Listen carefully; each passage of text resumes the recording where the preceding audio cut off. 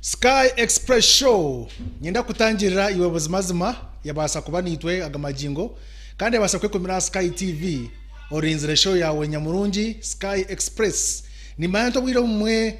obusungu nubita mbashagiza kugira ngo akire nkabakatamburo kake kandi mutakandebere omwakasene ka message kandi mwenu ogumoturindize mpaka tukarinda netubanturinda ni ngambira butosha ndikinkuba nakuretera kandi ati Israel yakoreki nkibanije naza kushitama nza kurebaho nshanga ngati ne bomo yarika kuteresha hejo mu magingo ago mwenaga mu magingo nyantereka muretere icyabo hesha heji kitare kiresha nyumwaziyo webara munonga kwegita asho yabamanyi show yabanyabwenge show ekubasa kwigura obwongo ikakutazi yo bwongo ngagambira karento kumanya niye ntandikiro yo bwenge Sky Express Show nkabutosha amuhereza ndi izedi omwishikatwa karangi gambiri ne wanyini omwana wabakama eri joba ngenda kutangirira kugambira nti ebya DRC emundu nekitokota Israel ya discovering ha tano yabahecha ba Hamas last battalion base yabahebireri ibe mbaronda batakugireba bakuja ngo ba Hamas bakeshereka nkai bargo bajigwaho kandi nawe akurra ekibine cha UNRWA ekyo buyambe cyukweza buyambo mu Gaza na wa mutekani ngwara zayininge enshonga za kwaninzi kwetera abwenje US United States of America yefura Israel yajumira bikoro bya Netanyahu nawe yastandinga tall yaje ati mureke kumanyira ekinkora nyoni nyenku kimanya mbwenu erijoba Pakistan nayo akaruru kumara kwa majority tine kibina kikize namba kuba yabazwecherwa omuyishengero iba kwani benda kugira ngo kibina kibincha cha yebembera kuronda prime minister hato muriyejo badivayinje means bayamba tekempenda zo kurokora kitware kandi Mynamar rutaro rwako waya abahekera babakaro Mynamar ba spreading abaga kabatahira na Bangladesh Mynamar mwena yari neshaba abatuze ningasha abaturage kwegito mu rutaro kwegito mu mahe bakasa kweyongera agona herizo mu Sky Express nanye izedi omushikatwa omwana wabakama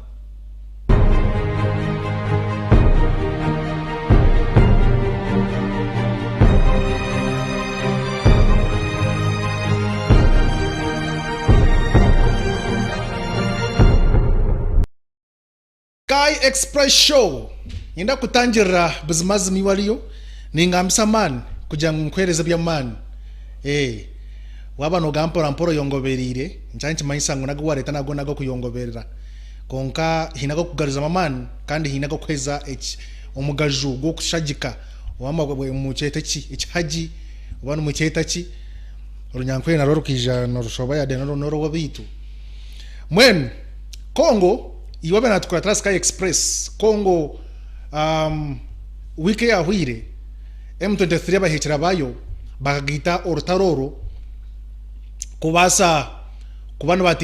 baterana na government ya DRC nkana bizuze nyuma ho Sekedi uwogu no president wa Kongo wa DRC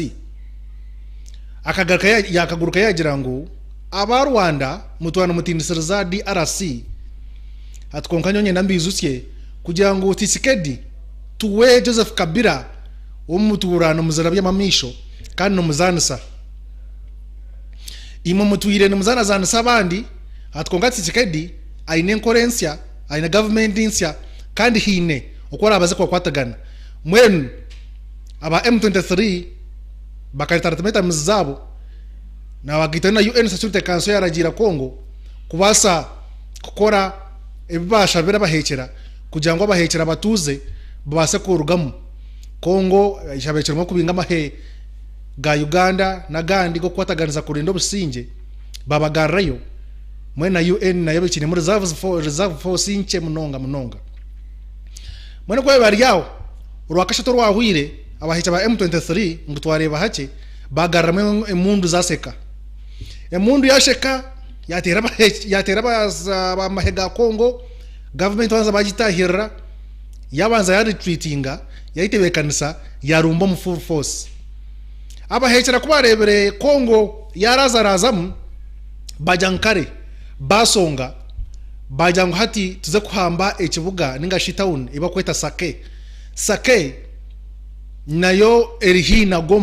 Goma ninga province ninga sekibuga kikuru omu North Kivu ababaye omu Kongo omu Eastern Congo abahecha ba M23 iba kusimama makanda gabo mwene munde sheka mwene kwaje batyo abahechera bakora kakuyege barabiro mu bloggers barabira no mu media ya Rwanda ezimwe zikanze reportinga kugira ngo abahechera ba M23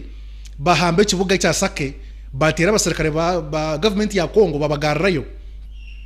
ngo mwene abaturage bona bari yabunkenge abaturage kwamaze kufunaga makuru kurabira internet na kurabira media emwe yako babinji abahanso mu Eastern Congo hansi Southern Eastern Congo abamamba horikiriza nane ya radio za Rwanda nachi bahurira makuru bajango twahwa batandika kungo wabo baragugenda horugendo bakuzomuro Goma government yajya tumborekere government yakore kikwekweto yabarumba yashanga abamwe babaresire omunkambi ombese zabo omuri Sake abantu bakadvance bakwenda kuzomuro Goma batera bahekera babahunzya nabandi birukanga bahunze magara gabo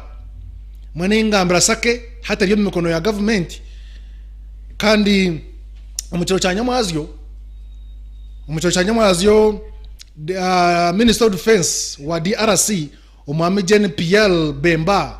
agenzere yagende arambira kivuga amwe mu town ya Sake yahubira abantu yabatebekana yabahumuriza yajate muhumure nito tubine atamahega Kongo agomwa kogu na nage kisanje iki tagarge nyuma itaturo kurwanira abantu bitu agango makuru. We are for the first time back in the city of Sake since last Wednesday when the fighting erupted between the DRC army and the M23 rebels here in this area. Most of this area were attacked and the rebels succeeded. They managed to arrive down the mountain behind me where the DRC army battling back the rebels. Up to now they're still fighting, and even as we are here, some of the bombs still, we can hear the bomb from the place where we are. Right now the DRC Minister of the Defense is visiting the area with some top officials from the army in order to make sure that everything is under the control. I am here to support our military forces, our partners and local armed groups fighting alongside our army, including the SADC force. We call on the population to remain calm because the president is doing everything with our military forces to prevent rebels to take control of Sake or Goma.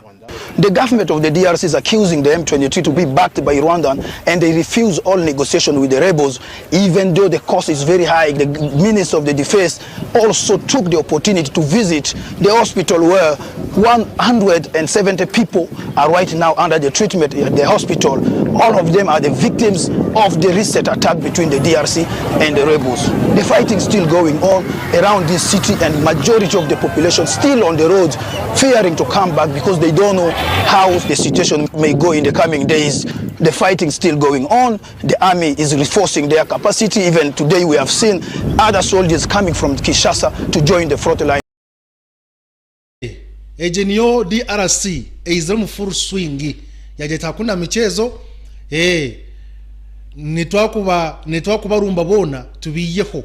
twakwenda mizano zano hati mbarumbera omu full swing twacenda garuka nyuma twacenda gariza bijari nyuma abantu abinji bafuna obuhuta bazo mwirwaro abantu 17 na mahagani bemba sinika kurwa mu capital city abantu bayemba rwo mu Kinshasa bona mabayita a front line kujya baba combating in one wipe base kutera bahekera kubiyaho be nayo ebe gone case abahekera ba M23 baba bahekera ba M23 mwana mu aferiyo nyo kwatebeza rutaro rwakone Uganda bo herwa nisakone kwageza kusharaho ecyamuhe kugira ngo bawayipinge tere base zone nje kiriza kuba M23 ekiryawo mwantu kweyongerayo Israel omucyashesheri joba yabari ya Sky Express mbere nakugambire kwe kurumba okuyashaza mu kugira ngo hati etira abagaza yatira aba Hamas hati yarumba yatanga kutera omuri Southern Gaza omukibuga kibakweta Rafeji ne bika abantu abokwingana 1.4 million baba Palestina abinji bakamba turo omugaza yeruguru bashuma babasa kurgayo kuza omu southern akuba southern omu kibuga cya Rafa kwamaze kubatera kuri ruguru omboda ya Israel na Gaza abinji bahunga bazo mu mashuma ehi United States ningashi United Nations Refugee Agency uko ko UNRWA eriyoko etire amakanda go kurebera camps ningashi abona abinoweremwa ningashi abo kutegana sport taro omuri Gaza mwen omuchacha shesheri ijoba Israel hingambra omukasheshekeri ijoba bitarna hari omukasheshekeri ijoba yo yarumba muri Gaza yatera yari na tureba skurina honi nyanto Rafa no jireba heri yo mu southern omashuma mwen Israel yarumba yatera abantu kagana bashatu ba Palestina barugenderamu kandi nabandi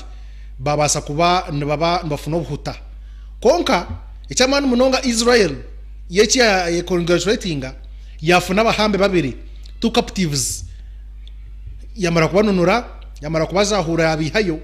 kya bombinga yashanga abahambe babiri arbari chikuma shatora banga batuye bariyo yatora abahambe babiri yabihayo mu makono yaba Hamas echo nchamaisa aba Hamas nibatire base nibatire makanda namwe ntati bacyombe yongera kuronda imihanda ebiriye mu captives iba basherekere babase kubihyamu agango makuru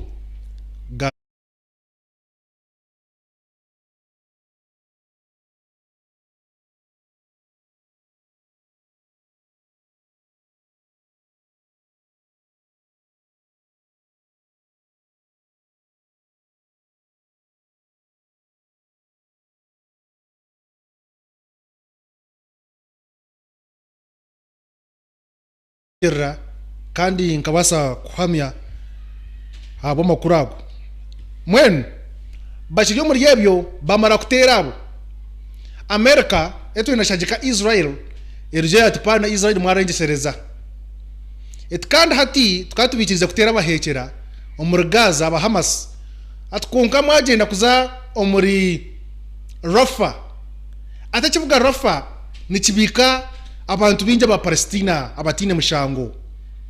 nahari na nenkambi ya UNRWA kana bagambiriwe nibageta United Nations Relief and Works Agency for Palestinian Refugees in Northeast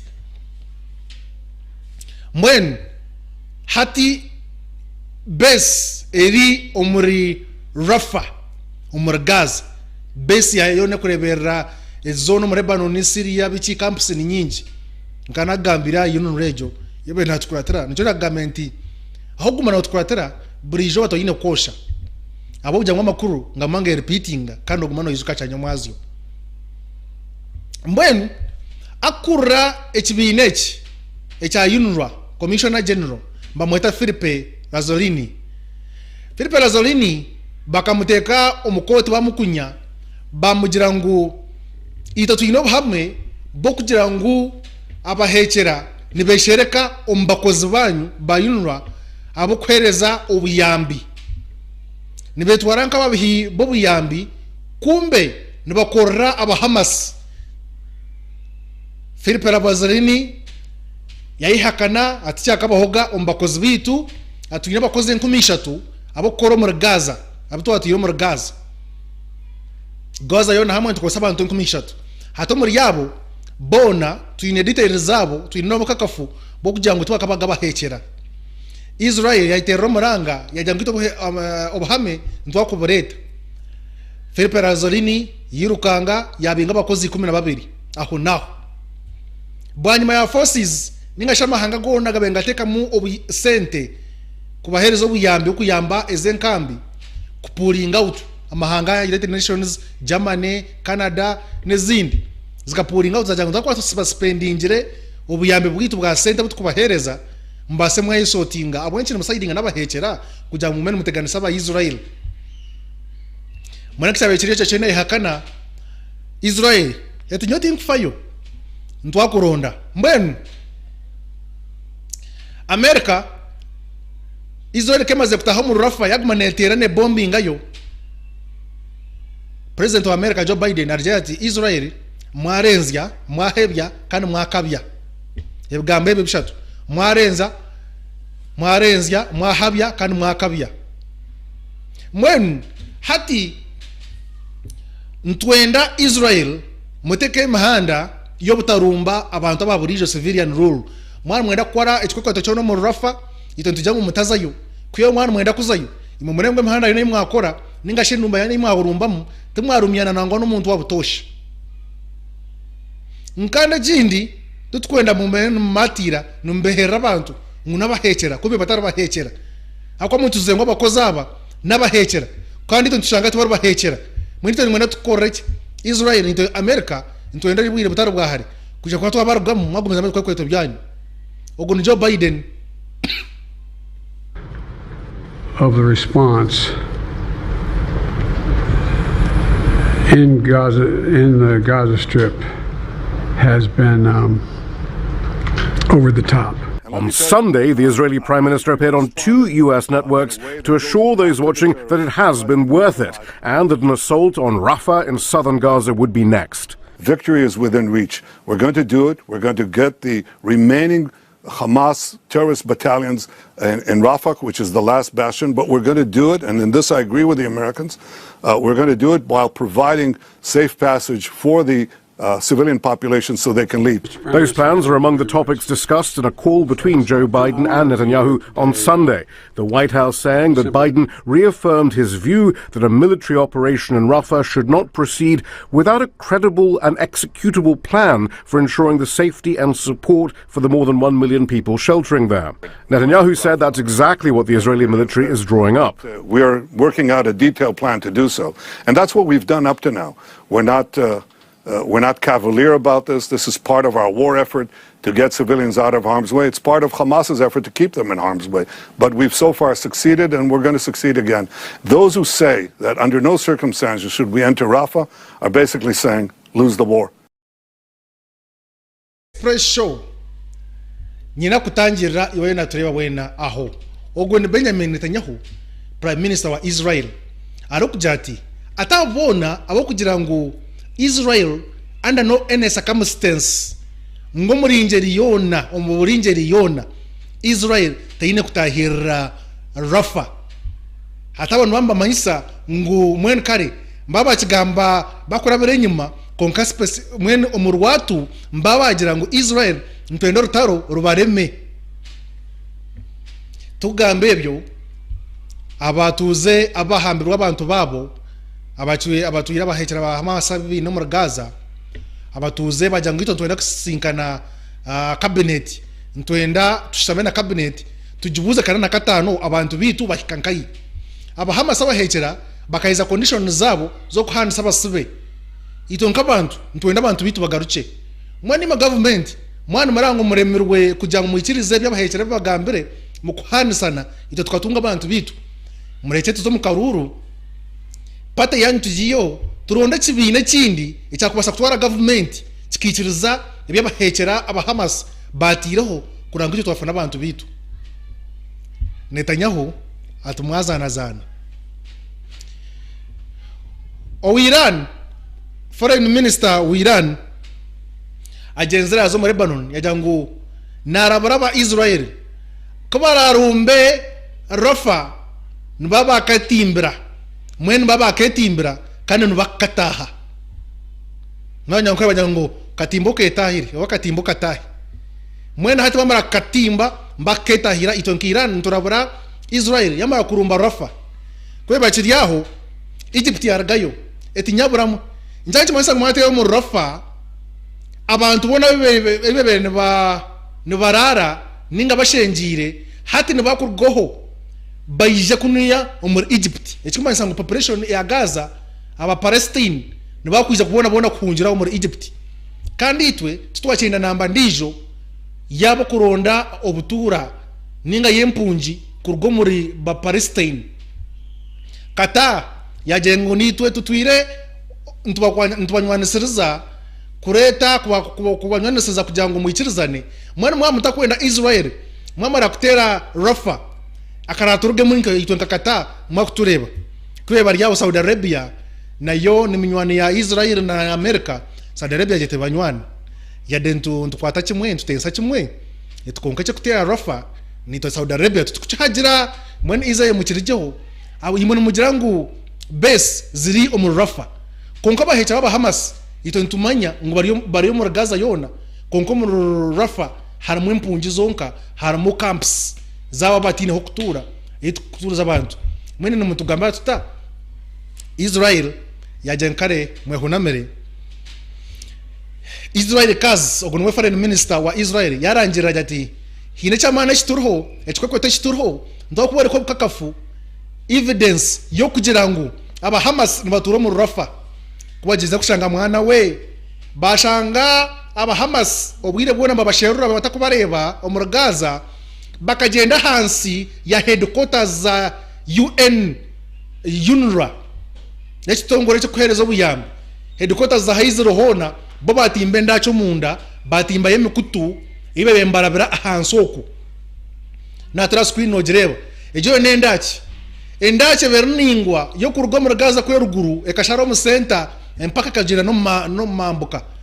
batakarebe ndachi yo bembe buze ndachi zirinkahi kwe bari yaho baza kucebera omu baba abo kutura mu humanitarian aid abo kora kitongo cya UNRWA bashanga bamwe babemba koranga badawo agents bemba funa mushara gwa baza kushanga bamwe bashanga asado communication base yabahicara ba Hamas ibabire ne bakorora okwo hansi omutano Israel yajeti nyabura mwe tita twabona etensiona etwebembize ngwito turi ntutera abantu eita kureba konka hati mwije mureba go mukutu abahisha ibakuraba bayeshere ko mbantu babutosha nimwenda tubakorere ki ito tabatire tukabiyayo tubatire mu Northern Gaza abahechera bona twabarumba twasagaza battalion zibiri ezituratere tukatweshereza tukamangwa abahechera twabamara aba Hamas battalion zibirejo eberi amheru itaka rebere base yayo akubendije no twajimanyire ndora kurgaje gitera konka ndije bene tubuzabuza twentwena tere mukonogo base yabo yo niba communicating abata niba tambara bata niba camping ankahi niba basing ankahi mbwenu umukireche mu weekend eje kurabamu bashangire tano umwana we hati ogwaye bembire amahe aga IDF Engineers Brigade Israel Defense Forces Engineer Brigade Lieutenant Kano Ido yagambira government atumumpa abanyamakuru atamukumangura isongere cyona ekikreportinga amakuru against yona garumunka Al Jazeera garamuka BBC garamuna gandi mubandetera atunyoye ne kinkwenda kuboreka ngumwen tufunire tano na base yaba Hamas etwire rya hansi ya headquarters za UN Israel ngwajonga hotenchi ngo headquarters zitwire hansi turaba mutwe batushechera tukwenda kwata a base UN headquarters za UNRWA tujya ngo United Nations zitongore no ni ngamba istongore echa UNRWA echa chikwerezo buyambi aba Palestine mwen headquarters za Haiziri hansi no hatu yariendachi then camps amutwaro amahema abantu ibakutura ababakuronda ibakutura ibabatwirire bakabateka mu camps displaced camps then hansi yazo umukutu gono gurabamu imwe yigoro numureba aba IDPs then hansi umukutu abahekera bo bayembatera kudi nagundi bacho yombe yongera bayino batimba no gunu ngwenda kufumukira mu kaza Egypt mwene je mukutu agango makuru Israel bakoreka tano yabo yabahekera ibafunere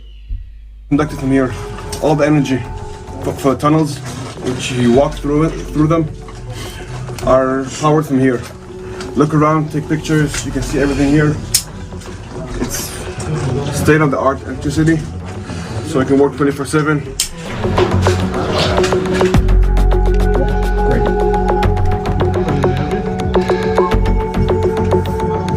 This is the entrance of the tunnel, and this is the school of the children, the first school that under the tunnel. This is the first compound, yeah. of the engineers and all of their offices. After that, you have a long tunnel. This is Sky Express Show nyenda kutangira ejo niyo tano emikutu endachi y'abahekera abahamas mwene ko amaze kwafuna Israel yajyango mwareba mbene mujyango tutera umukitundu cya Rafa ntitahirira busha mwene ati Israel yafuna rwekwaso yo kutera je kitundu ekitweka cya Rafa nico kureberera ijoba natanka ninkoreta amakuru go kugira ngo babombingayo abaparasitini ko nkaga nabashatu barugendamu banura abahambe babiri erijo kutera mwe kugira ngo batandika erijoba kutera hati nimena kutera chumwe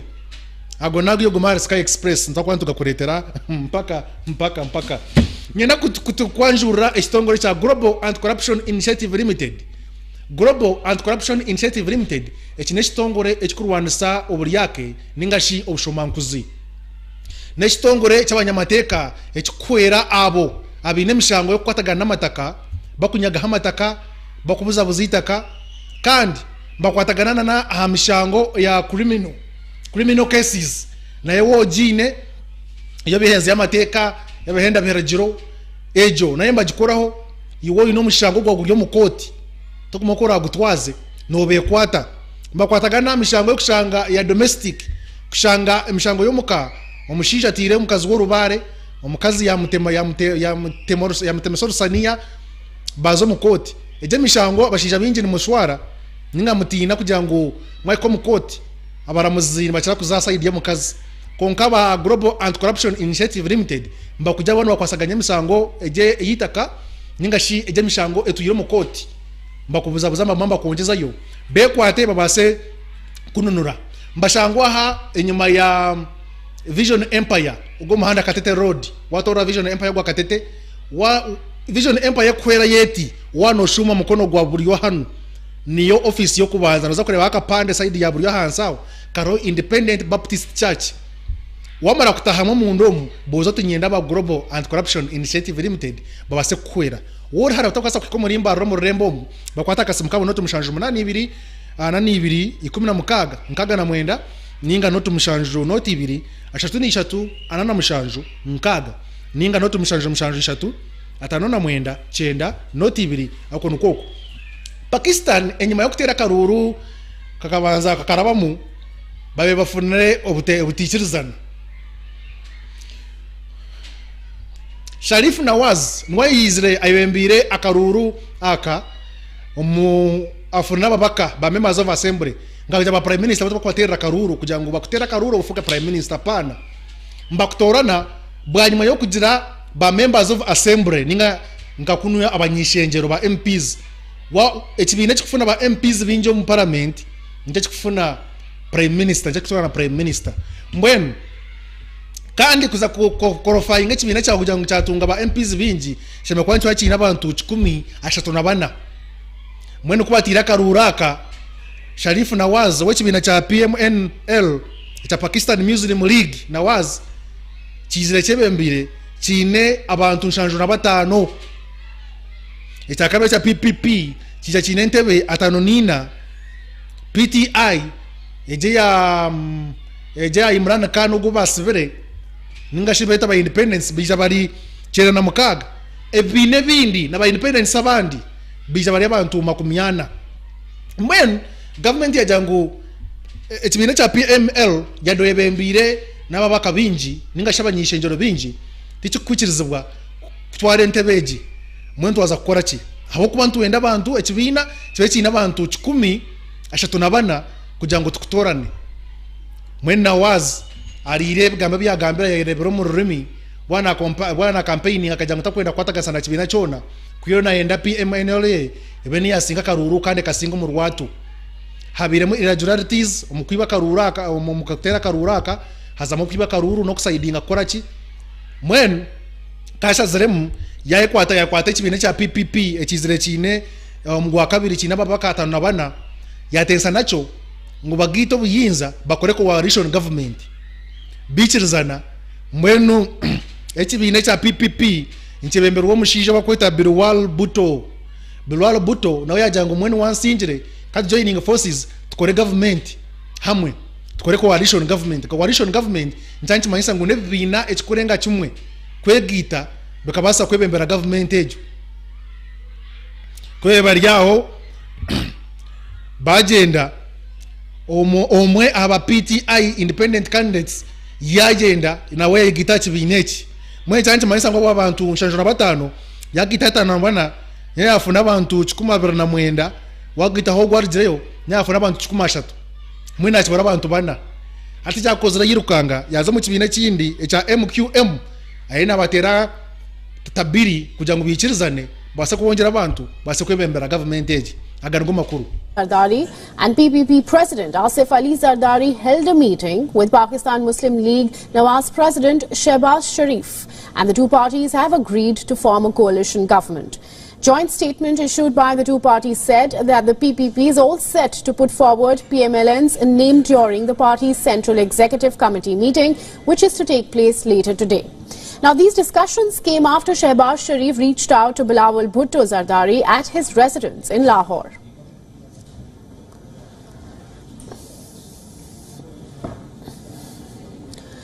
Of a minority regional party in Pakistan celebrated after winning seats in the national election.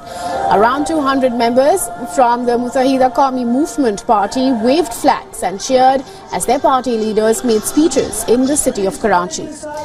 And bad news for Imran Khan after PMLN also managed to secure the support of the first independent candidate backed by the PTI to increase its strength in parliament. Wasim Qadir, who defeated PMLN Sheikh Rohel in Lahore, joined the Sharif's party after a meeting with Maryam Nawaz. Now, meanwhile, there was action on the streets of Pakistan through Sunday, and workers of Pakistan Tehreek-e-Insaf held protests in Lahore, Karachi, Peshawar and Imran's PTI has rejected talks with PMLN and PPP and has directed them to either form. Results were announced with independents winning 93 seats, the PMLN winning 75, while the Pakistan People's Party PPP won 54 seats and Jamaat Ulema Islam Fazl won 4 and others gained 38 seats. Express show nyenda kutangira abona ba Pakistan bachoni betera orwari akakekarakas kwesharinga kugenda misho mwenu bwanyuma ya Ukraine kureba ngo tekine sente zo kugura Rwanda so nebindi kujango e combating Russia ekirukanga yetera emukono o United States of America. President Joe Biden na government ye bakora bill yo kubasa kuhereza abantu aba ubuyambi umubireji ekerimo kushagika Ukraine erimo kushagika Taiwan kandi erimo no kushagika Israel umurutaro rubaye mu Rwanda n'abagaza na Taiwan nayo kwebembera bwanyuma y'aba China kwateka heninga kwateka sanctions yo kubashara hemyaro yo buta trading anabo mwena wabenda sente mwene UN yakora bill USA yakora bill yo aid bill yo kwereza abantu abo buyambi mwen bature bajanjire batakwenda jihurikiza mu parliament mu congress yabo niyo parliament yakunu John Donald Trump arugamba ba Republicans bona ba senators ningashi ba members of Congress bona bari pate ningasa ticket yekibine cha Republican yagira ngo mutikiriza bireje mwene ko bagitiyemo enjawuro ekiro cyari ijoba bagira ngo bagikiriza advancing to the floor base kugitera mutoki bagirebe kwikiriza obuhumbi bwa $95 kubasa kubana ubuhinguzi bwa baherezeho Ukraine obuhumbi nkaga bwa $1 na nezindi zasigara ho buhumba 35 basagabanyirizwa hagati ya Israel na Taiwan basabuje no misho agargo makuru John Donald Trump ayona iteratero muntama atfeto akiri bamuturebe for Israel's fight against Hamas militants and for key strategic ally Taiwan, but majority of it would help pro-Western Ukraine restock depleted ammunition supplies, weapons and other crucial needs as it enters a third year of war. 18 Republicans backed the legislation after... In fact, I would encourage them to do whatever the hell they want. You got to pay. You got to pay your bills. And the money came flowing in. The Senate is pushing through several procedural votes on the slimmed-down package after an attempt to pair it with legislation to stem immigration at the U.S. border collapsed. The next Senate action is expected to take place today, sometime after 8 p.m. local time, when lawmakers are due to hold two procedural votes, one to adopt the foreign aid package as an amendment to an underlying House bill, and a second to limit debate ahead of... Ejeni America bayamba terentama ngusente zo bihi umushoro zionzi kugenda kuyamba mahanga gandi kandi nabo America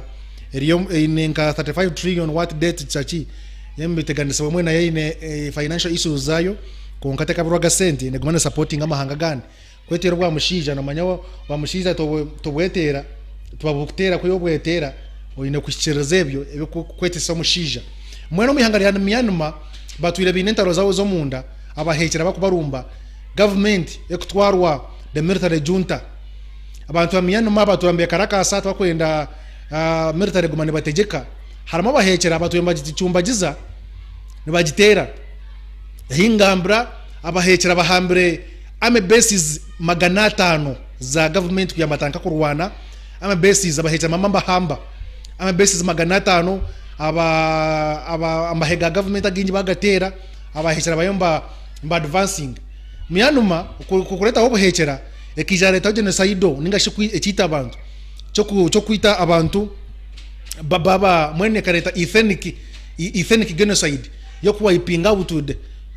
de ku wiping out abahechera babasaramu kwa ipinga out abantu babasaramu o Myanmar mwene target yemwe tribe yemwe kuja ngo baji wiping out mwene tribe nayo yakwate mundu yazo mu kishaka hati Myanmar bahekera babakari yagire ngo hati ntwenda barwani akumanguni buri umuntu mushija kurugami yake 18 mpaka 35 ashama kwa na joining ngama yaka savinga yo kana kumangu no mukazi aine myaka 18 mpaka 25 ajoining ngama he asavinge for 2 years base kumuzwa azo mbindi atakuba itoitweka byabakari agana go makuru. Villages in Bangladesh have been jolted by mortar shells and gunfire in recent weeks. Mohammed Ibrahim describes how an exploding shell killed an elderly Rohingya man and his mother. I could barely see because of the thick smoke. The old man died instantly and my mom's hands were shaking. She couldn't move or talk. We tried to rush her to the hospital, but she was gone within minutes. Hundreds of Myanmar border police and military personnel have crossed the border to Sikh sanctuary, and Bangladesh border guards have sealed their side while temporarily evacuating villagers and shutting down school in border areas. More than 300 Myanmar security force personnel are now in the custody of Bangladesh border guards as talks are underway for their return. We have issued a strong rebuke to Myanmar on the entry of their people. Shells and gunfire are falling inside our territory and killing and injuring people. This is particularly concerning as we are actively working to repatriate the Rohingya. Such incidents are uncalled for and unacceptable. Since last November, hundreds of Myanmar soldiers and civilians have fled to Indian states of Mizoram and Manipur due to intense fighting with rebel groups. I express show agongo gokurga Myanmar esimu zigwire nyenda kwata esimu eji moyo ngayo mugasho ngabasa kurga abo nshonga zakiri ndobda jika bwagenda amasimu gitu gigwire basa kutera amasimu gawe twaze kurebera ijo abo nabahekera aba Rohingya tribe bakweta Rohingya Muslims bakasingora ngautu Rohingya Muslims ataka kwa ipinga out mbabita kita abantu cyabayo mwene bya Myanmar byo bikigumire mwenu akwa government bayamba jumbagiza nyina kwisha kujantaba Global Anti-Corruption Initiative Limited ababona bakora mishango ya mataka emishango y'umuka ide mishango erimo bushuma erimo bwisi erimo naki ryo mukoti ningasho mishango ngwa gutwira mukoti myaka mingi bitine kibasa tine kiyambi yiwe ijano muri imbarra mama ko muri imbarra obuze Vision Empire heri mama kugireba kwatoro guturwa gatete obeno shumu amukono gwa buryo hana hansi nihora abashange araka paka Independent Baptist Church aho Independent Baptist Church wama kutaho munda joti nyenda Global Anti-Corruption Initiative Limited base kumpera nyine mshango etireti wora hare utakwasa kukomera rembo rwambara kwa tesimi yawe ubase kubatera ubebuzeho amushango ugoine ningeje nshonga zawo zoine urebe bambasa kwera ninga urebe ni cyetagisaki noto mushanjo 82 anani 2 16 nkaga na mwenda noto mushanjo noti 2 3 anana mushanjo nkaga noto mushanjo 3 atano na mwenda 9 noti 2 abonu babo ubudakika bwagenda mwenu ensonga mazhura Israel ye advancing ajati inyonyine America obanta jine ninte kwa futera abantu aba nkabasa kuba singura Israel tekwende chinte cyo kweta lose ikuluzinga roste gendera chimu nejeti obamahanga umugona mweterana mujyango toma kubarumba nimwakutukora kabi mwena bakutinisiriza mwena mutinisirize itwe tuine kuyabahambe bitu kandi tuine kumara haba bahekera babagaza tutkwenda gumamba teganisa mpaka kurugahati mpaka no wirebona DR Congo na yeri na jena netibekana abahekera ba M23 bomba komai abahekera ba M23 tubachine bubudamu besi zona wajwirira misho Congo negira ngo utekenda kurutiriza simanye ngo ndi human rights zabahekera mani niki nende batire bamareho deni barahoza bamarako bamaze ko batasiteganisa abantu akwa kugira ngo umuhesha nakurumba kutera ayita abantu yotiza kumurumba kumutera ngo mwarumba mwateganisa obugabe bw'abantu abako bahekera nabo nabantu maborumba mukabatera majyango muri yabo bahekera mpatura mu abantu abako bahambere mwenu bino wabo abantu babutosha batari bamahe harimo ababana harimo abakuru